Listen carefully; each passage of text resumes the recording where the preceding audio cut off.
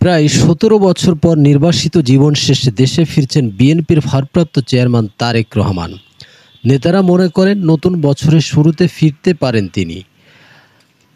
তার আইনজীবীরা বলছেন তার মামলার কাঁটা তাকে দেশে ফেরার পথে বাধা হতে পারবে না। হাসিনা সরকার দেশ থেকে পালিয়ে যাওয়ার পর নির্বাসিত জীবনের অবসান ঘটতে যাচ্ছে বিএনপির ভারপ্রাপ্ত চেয়ারম্যান তারেক রহমানের। কবে নাগাদ তিনি দেশে ফিরতে পারেন তা নিয়ে চলছে আলোচনা। তার দেশে ফেরার অপেক্ষায় আছেন দলের নেতাকর্মীরা। বিগত ২ সরকারের আমলে বিএনপির ভারপ্রাপ্ত চেয়ারম্যান তারেক রহমানের বিরুদ্ধে রয়েছে প্রায় ৩৩টি মামলা।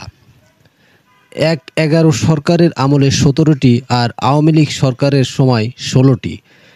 এছাড়াও সারা দেশে মানহানির মামলা রয়েছে কয়েক ডজন। তবে আওয়ামী লীগ পতনের পর মিথ্যা মামলার জাল ছিঁড়ে বের হচ্ছেন বলে তার আইনজীবীরা মনে করেন। ইতিমধ্যে তারেক রহমানের নির্দেশে বিএনপি তাদের দল গোছানোর কার্যক্রম শুরু করে দিয়েছেন বলে জানা গেছে।